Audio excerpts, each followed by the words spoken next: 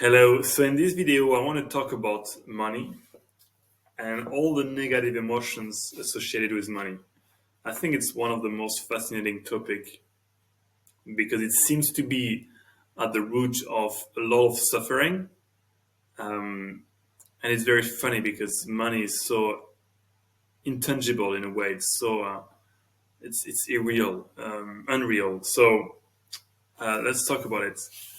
And I want to start by reading some quotes from this book, Letting Go by David Hawkins. It's a book about letting go of all your negative emotions to sort of elevate to a state of absolute peace and ultimately enlightenment. So it goes, pretty far, pretty deep. And there's a paragraph around wealth. This is an important subject, not only because it has such a direct effect on our life, but also because it so quickly and easily makes obvious our feelings, thoughts, and attitude about money. To the mind that holds limiting belief systems and negative thoughts and feelings, money is a problem. It is a source of endless worry and anxiety, hopelessness and despair, or of vanity, pride, arrogance, intolerance of others, jealousy, and envy. Okay, so here it talks about how money is directly associated with the idea of limitation. And limitation is really a concept that is at the core of most of suffering. The idea that things are limited and that we are limited and that we have a limited body and a limited lifetime and a limited amount of money in our bank account, because it's creating suffering because it's false. It's not true. It's not absolute truth. The absolute truth, and maybe I'm gonna lose some of you here, but the absolute truth is that there is that the sense of limitation is created by the mind, but beyond the mind is a sense of absolute infinite. Right?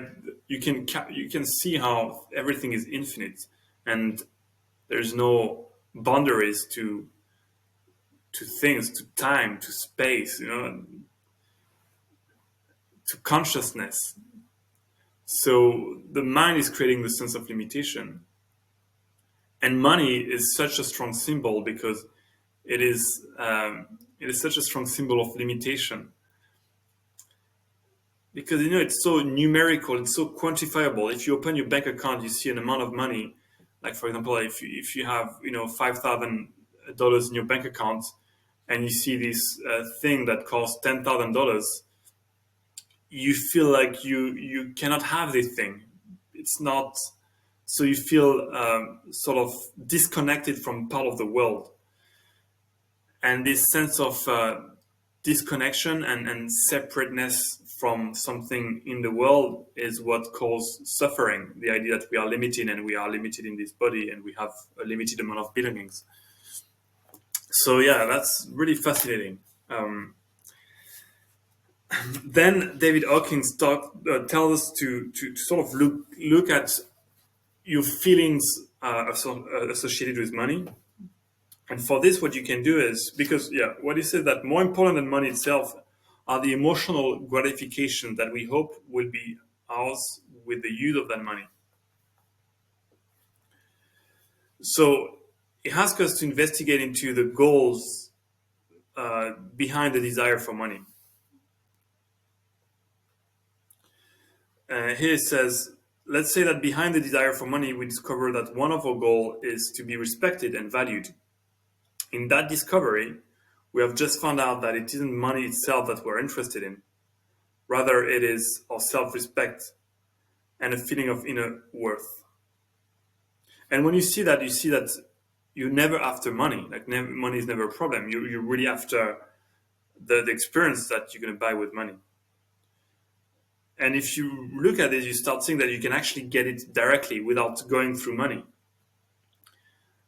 You don't need money to survive. You need food, water, and air. Air is freely available. Water in some countries not so much, but in most countries is freely available. And food, and and shelter as well. So, but here we're not just talking about survival; we're talking about thriving. Even thriving, if you want like a magical experience. And for me, this is really, I think, if I open up about my desire for money, it's really around. Usually, I imagine myself buying stuff for my family, but stuff that are beyond what we believed we could afford, to sort of break reality in a way. I love to play with reality and to bend reality, and sometimes I try to be respectful of other people's model of reality, and not you know necessarily destroy their concept of what's real or not. But I love the idea of creating magical experience and doing things that seems unreal. And oftentimes that's what I picture myself doing with money. And when I achieve the next level of wealth. But actually, if I reflect on this, I don't actually need money to create magical experience. I create you create magical experience by being different, by having a different behavior, and it's really what's happening to me whenever I feel abundant. Uh, it's never because I received an amount of money in my bank account. It's because I reinforced my self-awareness of the fact that there's no limitation in the world. Like, if you need something, you'll have it. And my absolute sense of certainty in my financial future. And that I think is more personal, just because I just love the game of business. I really see it as a game. It's a pleasure. I love serving my clients. I can delay gratification forever. So I really don't think personally that I will ever have a real problem with money. I think I can run out of money in my bank account, and I ever had, and I've already done that. But it was not seen as a problem. It was just seen as, oh, I just need more money, so I'll just go, find some money to continue my game. Um, so yeah, so I sort of lost my train of thoughts, but so here it talks about how oftentimes our desire for money is driven by a need to get approval from others. If we obsessively chase after money or other symbols of wealth, it is because our inner self-worth is so small that it takes a huge amount of money to compensate for it. I think that's beautiful. And here it talks about the millionaires who keep spinning up more and more millions. And here I want to make a distinction between proper abundant people that are making millions just because they've fully let go of their fear of money and they're feeling abundant. So when you're in that state, money flows to you naturally because you're in a state of service, and things are done in a way that the value always come back to you in some form. But here we're talking about people that are pushing hard to get money, and never seem to have enough. And we have a lot of examples in the world of celebrities, and they talk about it very openly, more and more. For example, Jim Carrey talked about it. Jim Carrey now has reached a very high level of consciousness and let go of a lot of negative emotions around money. So he talks about it very well. You can look at his videos. But also, I don't know, I'm thinking about Matthew Perry, from the actor from who plays Chandler in Friends. In his biography, I haven't read it, but I heard about what it's about. He heard about the big hole that he had inside, and how I was trying to fill that with more fame and more money, and it never seemed to be enough. And at the end, you have to numb that feeling, and you numb that feeling with drugs and alcohol. Um, so yes, and I think I'm going to stop here to keep this video on this one element. Um, but yeah, I really invite you to look into how you feel about money and what you want to do with money, and look at how you can get to the thing without going through money. Um, and one of the things you want to explore is the pride around money, because it's really, even for me, I talked about creating magical experience, but I can still feel a desire of my limited self, who wants to be successful. There's an element of ticking a box, like, I've done it, it's done.